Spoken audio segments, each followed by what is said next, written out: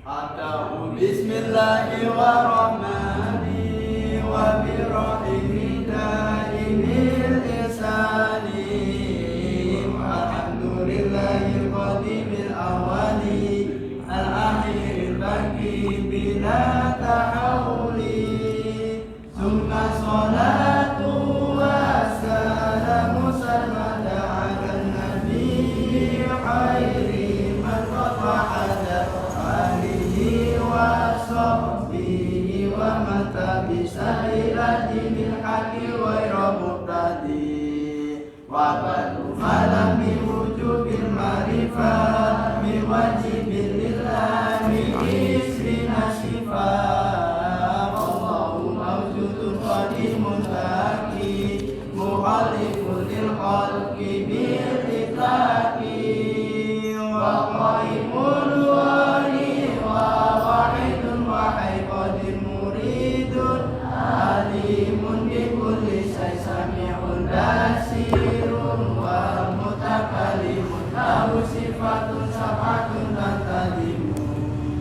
Assalamualaikum warahmatullahi wabarakatuh.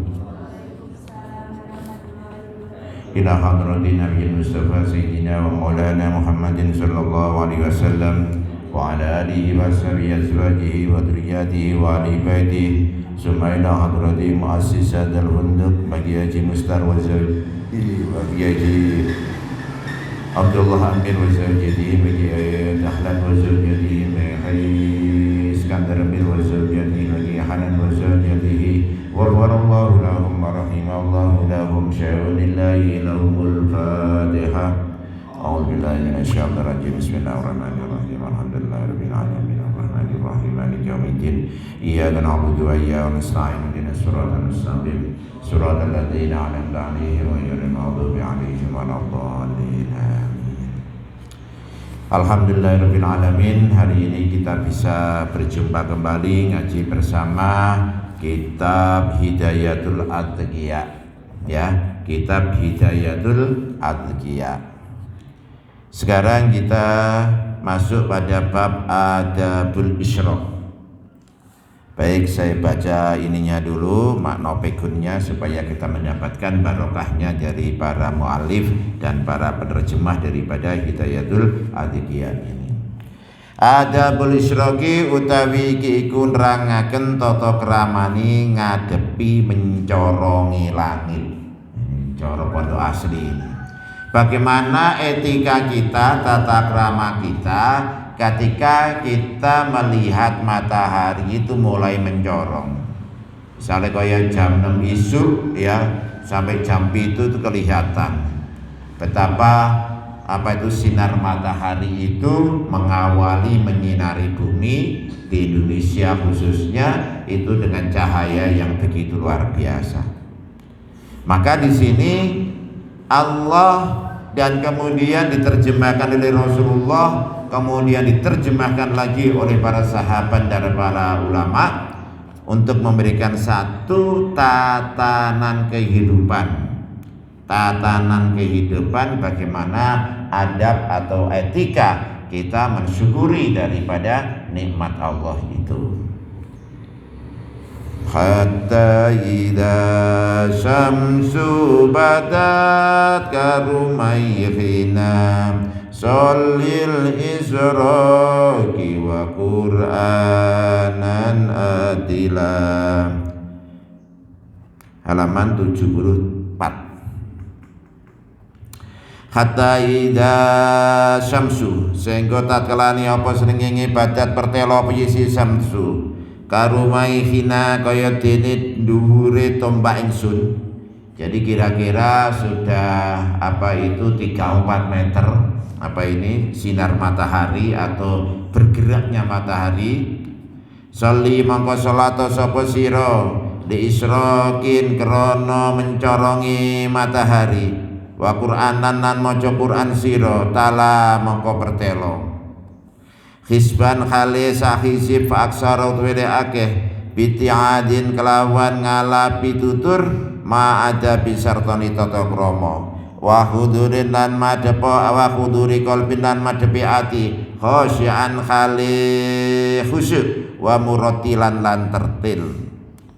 Wa dawa'u qalbin utawi tambane ati khamsatun iku 5 fatilawatuhu mongko maca Quran bi tadabburil makna kelawan angen-angen maknane walil batinin kelawan weteng al khala kang kosong wa qiyamul lail lan salat wengi wa tadarru ilan DP nginjen ya tadarru betul-betul hatinya berkonsentrasi ya kepada Allah bisa hari dalam waktu sahur wa mukhalatatus solihina lan lungguhan market dengan orang-orang yang soleh semua al-fudola kang utama. Jadi bab adabul isyraq ini menjelaskan betapa pentingnya kita itu sholat duha ya, sholat duha. Jadi kalau kita jam 6 sampai jam 7 atau jam 7 sampai dengan jam 8 ketika matahari ini memulai memancarkan sinarnya, kemudian kita disunahkan untuk sholat duha dan membaca Al-Quran. Apa yang kalian lakukan sejak waktu di SD sampai dengan SMP ini sudah sesuai dengan kitab ini, ya kan? Kalian kalau pagi berangkat ke sekolah, masuk di sekolah, kemudian apa yang dilakukan adalah sholat duha. Kemudian apa? Tartil Al-Quran. Nah, ini adalah tuntunannya adalah kitab Hidayatul Atqiyah ini, ya, bukan tanpa ada tuntunan dari kitab yang sharih itu. Sehingga dengan demikian, ya, maka kita ini insya Allah apa yang kita lakukan setiap hari ini sudah sesuai dengan tuntunan dan tatanan agama melalui apa ngaji-ngaji kita di pondok pesantren. Nah, ketika kita membaca Al-Quran kisah biro, ya 1 halaman boleh, setengah halaman boleh, lebih banyak juga boleh, tapi ya jangan terlalu banyak-banyak nemen, karena setelah itu kalian adalah terus sekolah, ya disesuaikan aja dengan kemampuannya. Yang penting setiap hari pada waktu kita masuk di kelas itu ada bacaan Al-Quran. Nah, kemudian kalau kita sholat dan membaca Al-Quran itu bagaimana kita mengkonsentrasikan diri terhadap maknanya. Makanya nanti step yang kedua, kita ini nanti di sini mungkin insya Allah tahun depan sudah memulai belajar, terutama yang SMP adalah belajar untuk angen-angen sak maknani, maca Quran angen-angen sak maknani. Itu penting, ya.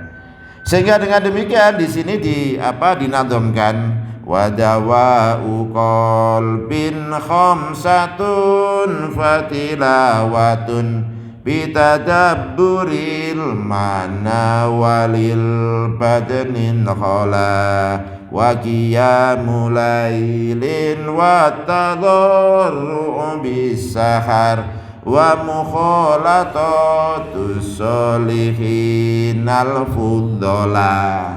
Iki pada kado tembo ati iku limo sawernane, gitu. Maca Quran angen-angen samanani. Di sini tulis ya. Wa dawa qalbin khamsatun fatilawatu bitadabburil makna. Jadi maca Quran angen-angen sak maknani. Bagaimana maksud dan pesan daripada setiap kata di dalam Al-Qur'anul Karim. Bitadabburil makna. Kemudian yang kedua apa? Weteng sing luwe. Ya kayak poso ngene iki, luwe kabeh kan.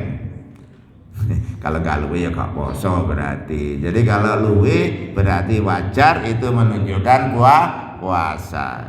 Misalnya anak kancamu ngomong, "Kalau luwe blas aku hari ini enak wis." Ya toh, wah berarti ke tanda tanya itu. Berarti ya gak poso.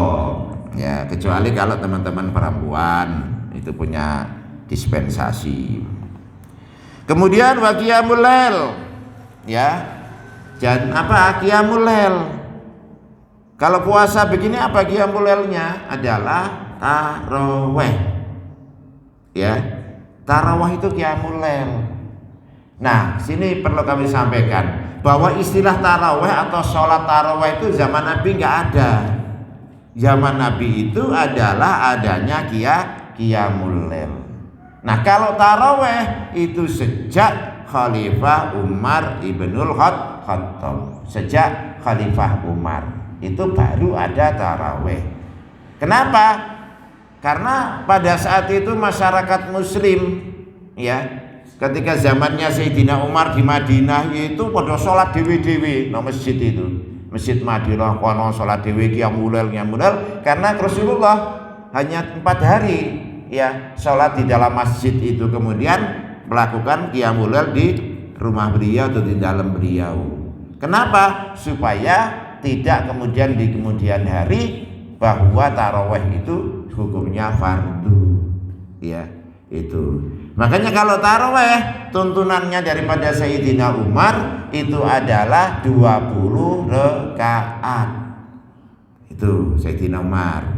Kalau tidak 20 rakaat namanya bukan tarawih, tapi namanya qiyamul lail. Kalau qiyamul lail itu kesel sampean. Iso mek petang rakaat, iso 2 rakaat, iso 20, iso piro wae iso.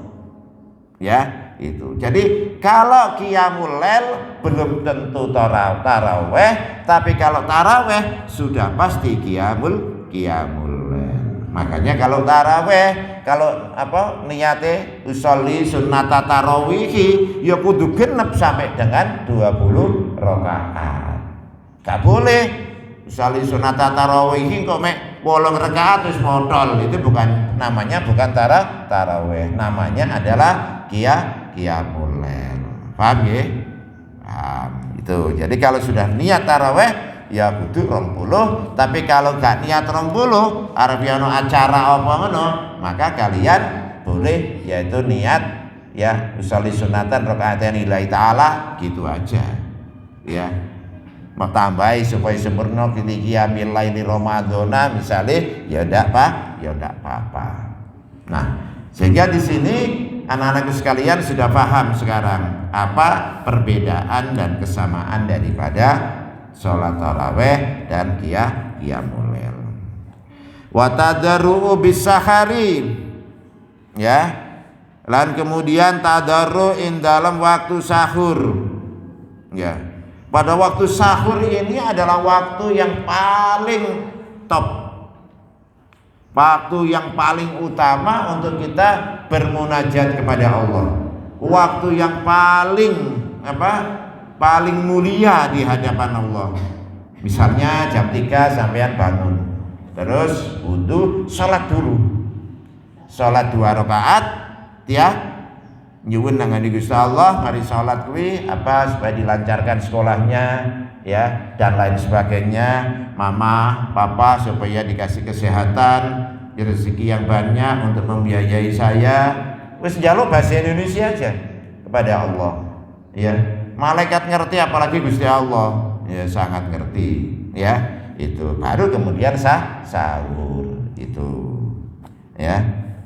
Itu caranya. Kemudian wa mukhalatatus sholihin, yaitu kumpul karo wong soleh-soleh kabeh.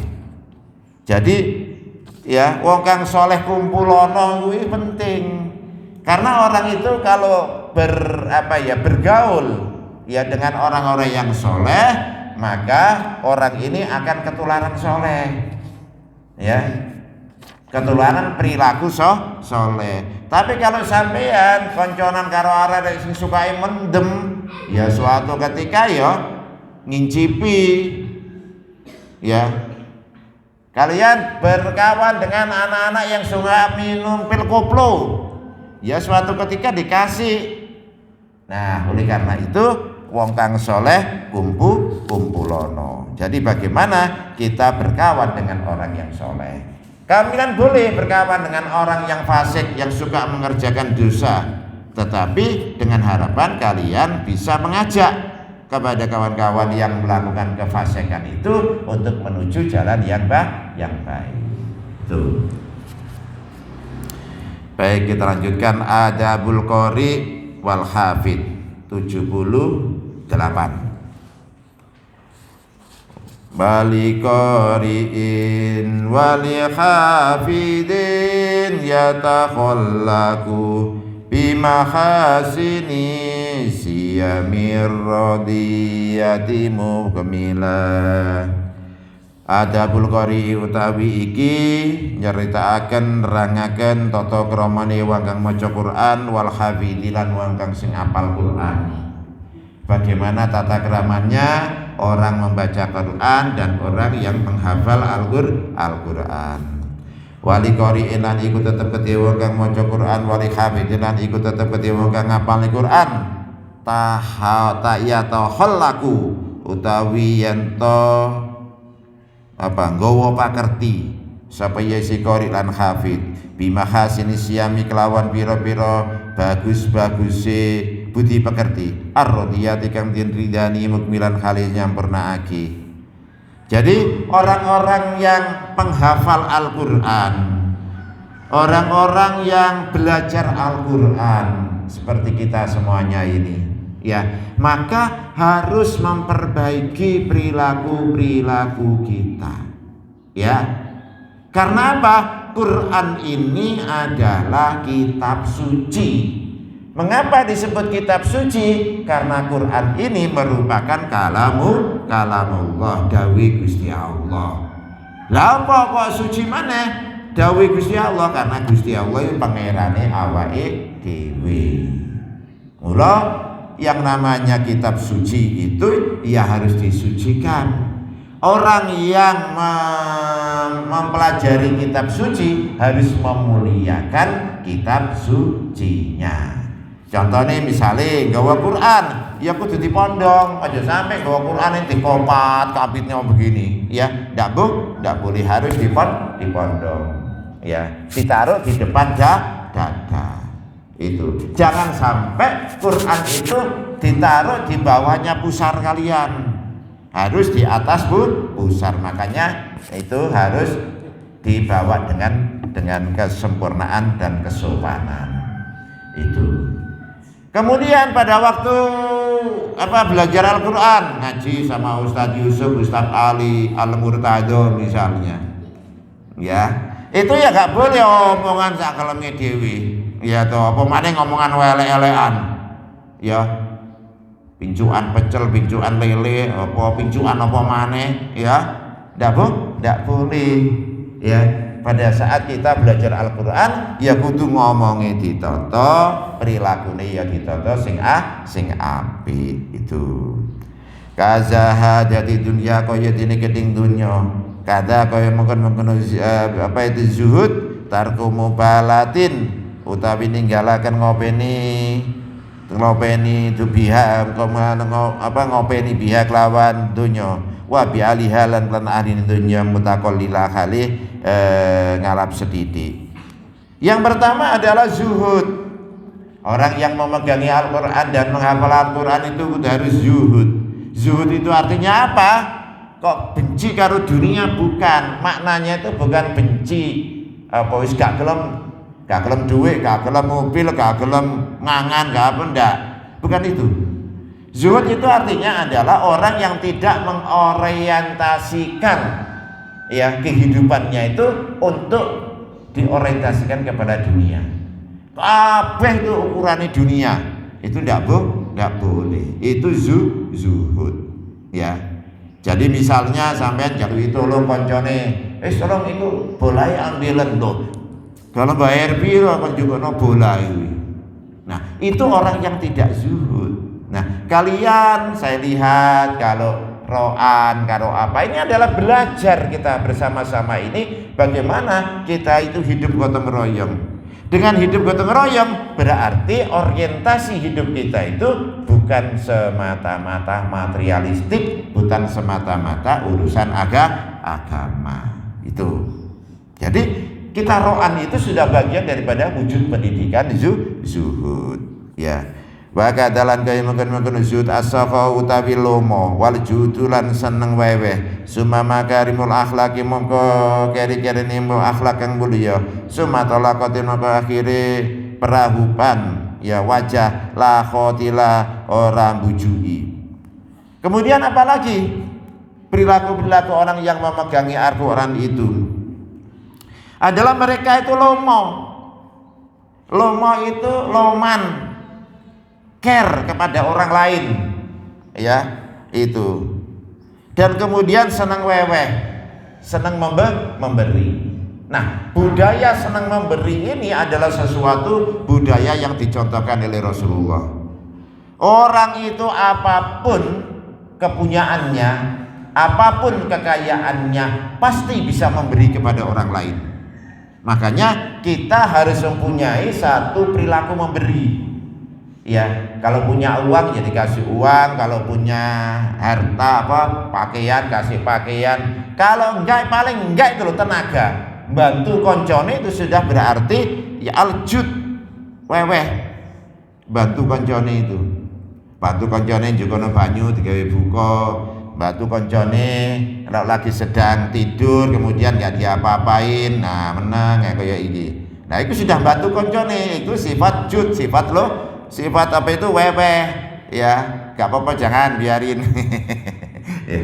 Gak apa-apa, memang ngantuk kok ya.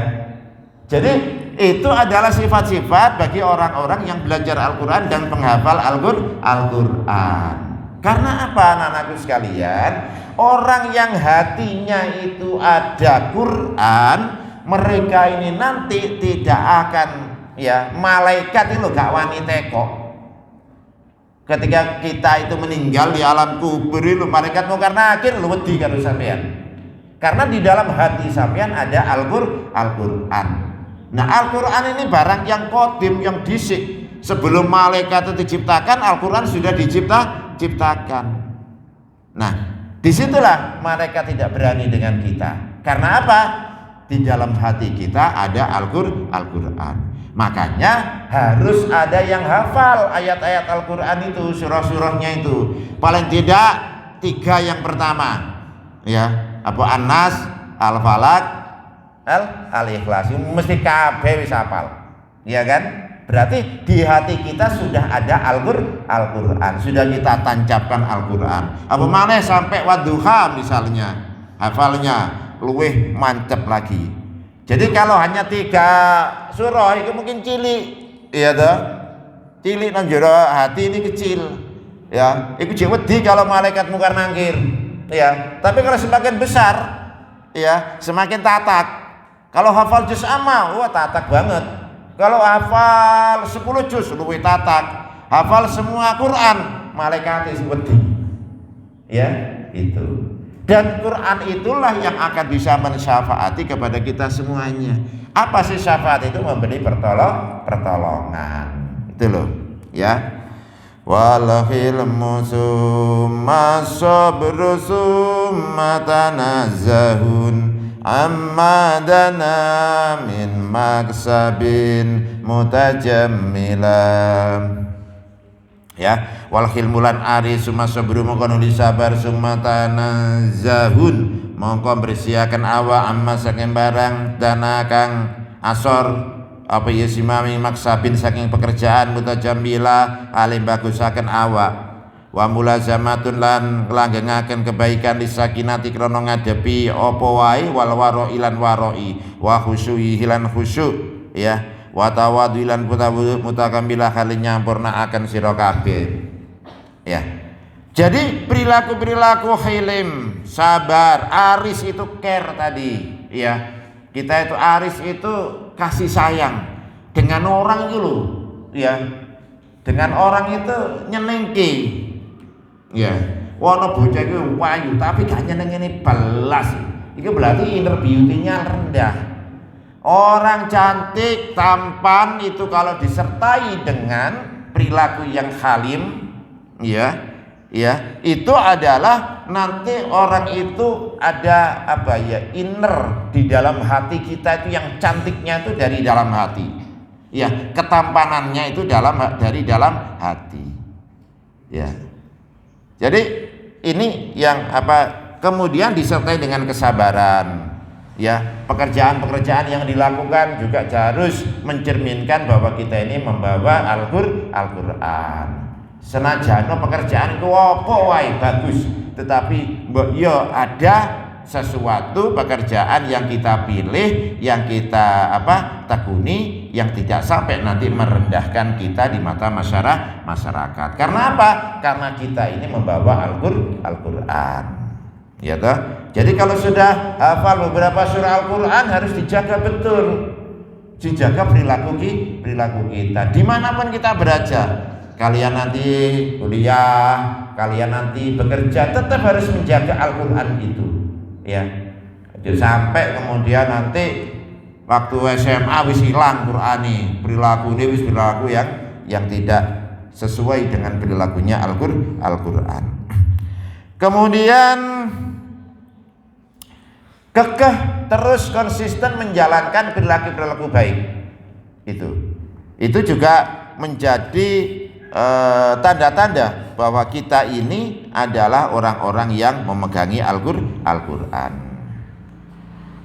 Kemudian yang terakhir di dalam adabul qari wal hafid itu adalah da ba'du adabin utawi iki apa itu da utawi iki ba'du adabin sebagian dari pira-pira pakerti li qorin kedhewe wong kang maca Quran watluban lan wong kang nupri atau belajar bakin sekarin adab minati biyani saking kitab tibyan wanhu lan madaaken mengkung sama mukambilan hari nyampurnaake yang ngeliputi. Nah, kalau Anda ingin mempelajari lebih komprehensif terkait dengan adabul qari wal hafid, maka kalian dianjurkan untuk mempelajari di kitab tibyan. Kullu duha ya. Summa duha sholli wala tada'il fikar bihujumi mautin wala hisabi ma'al bila. Kemudian halaman 83 itu adalah bagaimana wasiat-wasiat terkait dengan sholat duha.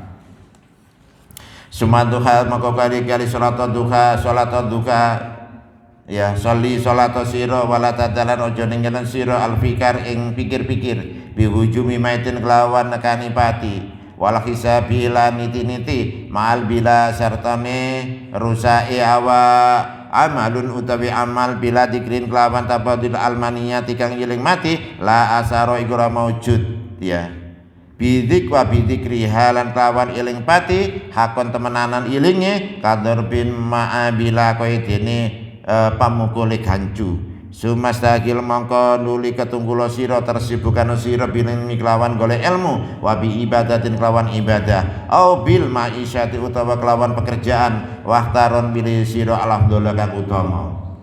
Pesannya ini yang pertama bahwa kalian sebagai orang yang thalabil ilmi ya, orang yang mencari ilmu ya, maka harus waktunya itu disibukkan ya mencari ilmu ya. Jangan sampai waktu kita ini tersia-siakan untuk hal-hal yang tidak ada gunanya. Alhamdulillah di Pondok Keringan ini ya, waktu itu sudah kita toto sedemikian rupa dan anak-anakku sudah mulai terbiasa dengan tatanan ini ya. Jam sekian, jam 3 kita sholat asar sampai jam 3:15. Setelah itu kemudian ngaji sampai jam 4. Jam 4 ngaji lagi Ghuswahab sampai dengan jam 5. Misalnya begitu. Nah, ini sudah tertata. Artinya apa? Kita sudah mampu untuk menciptakan manajemen waktu supaya apa? Kita mampu melakukan apa yang dipesankan di dalam kitab Hidayatul Adqiyah ini. Ya. Kemudian wa bi'ibadatin. Ya, bagaimana schedule kita dalam beribadah ya. Sholat subuh, sebelum subuh kita sudah bangun untuk sahur, setelah sahur kemudian kita sholat di masjid ya, kemudian sampai kepada sholat subuh ya, dan seterusnya ya.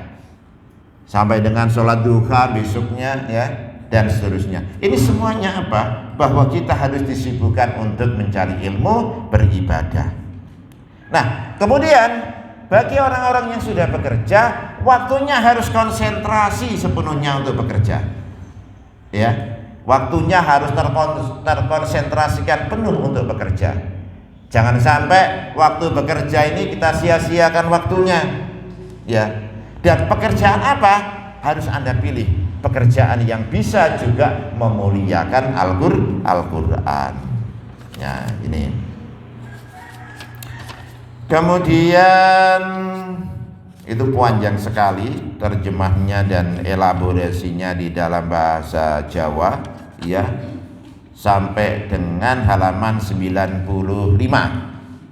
Ya, fali alimin fadlun ala man ya'budu fadlul buduri alal kawakibi fil jala. Fali alimin mongko iku tetep gede wong alim, fadlun iku luwih utama alaman ing atase wong yang butuh kang ali ibadah sapa si wong. Fadlul buduri ya kaya utamane pira-pira apa itu bulan purnama ngalah nih alal kawabiki awal kawakibi ngatasi pira-pira bintang fil jala ing dalam pertelone. Jadi orang yang berilmu itu mempunyai derajat dan nilai keutamaan, bandingannya adalah seperti matahari dengan bintang. Ya, matahari itu sejauh mana kok matahari? Rembulan dengan bintang. Rembulan pada waktu malam hari ya begitu mencorong ya, tapi bintangnya kedip-kedip. Nah, orang yang ahli ibadah tok gak ngerti, bodoh tapi ahli ibadah, sholat, wiritan, gak pernah ngaji blas. Maka itu ya kayak bintang kedip-kedip gitu. Tapi kali-kali seperti kalian anak-anak santri begini, ya tolabul ilmi, ya ibadah, ya baca Quran, ya macam-macam. Maka kalian ini seperti rembulan itu, ya. Jadi masya kalian itu celengan ya kayak rembulan itu, ya mungguhi malaikat itu. Ya, masih hitam ya mungkin malaikat kayak rembulan karena sampean adalah anak-anak yang tolabul ilmi. Ya, kalian inilah sekarang ya menuju jalan surga. Jadi luar biasa, makanya ya anak-anakku supaya apa menjadi kesadaran bersama, kesadaran kolektif kita ya bahwa kita di pesantren ini, pesantren itu bukan penjara. Dulu diistilahkan penjara suci itu pesantren. Ya sapa sing gawe penjara, ya kan? Jadi aturan-aturan tata tertib yang ada di pesantren itu bagian daripada kita mendidik para santri supaya berperilaku disiplin, supaya berperilaku mandiri. Sebab dengan disiplin dan mandiri itu mandi sendiri. Ya gak usah dimandiin koncone sampean. Ya, itu mandi sendiri. Nah, maka itu orang itu akan menjadi sukses. Ya, kalau dikit-dikit mamah, dikit-dikit papa, dikit-dikit emak, dikit-dikit mbok, lah kapan suksesnya? Ya. Ya sudah begini ini kehidupan di dunia ini, ya. Nanti kalau kamu kuliah sudah jauh di Malang, di Surabaya, di Jakarta, di London, ya, di Amerika, Washington, ya mungkin jauh lagi. Tetapi sekarang jauh itu tidak penting, nggak menjadi problem karena bisa video call, ya kan? Kepengen roh anakku sapa kemat iki nondi jamene nanti video callan. Nanti lebih saya gini, oh lagi main bola itu mana namanya pondok istirahat baru ngaji, iya kan? Itu. Jadi kalian ini semuanya kita ajak untuk ya mampu mengelola waktu itu dengan sebaik-baiknya melalui kedisiplinan. Karena itulah jalan kita menuju sukses. Baik, saya kira itu ngaji kita pada sore hari ini. Ya, langsung melek ya. Ya, langsung lah kalau sudah ya terakhir gitu jangan. Enggak apa-apa manjane ya Jalan menuju surga iki ya macem-macem nih. Nang Surabaya lho numpak bis, ya ana sing turu, ya ana sing ngamen, ya toh. Ya ana sing maca buku dan lain sebagainya, enggak apa-apa. Tapi kan jalan menuju surga. Wallahul muwaffiq ila aqwamit thoriq. Assalamualaikum warahmatullahi wabarakatuh.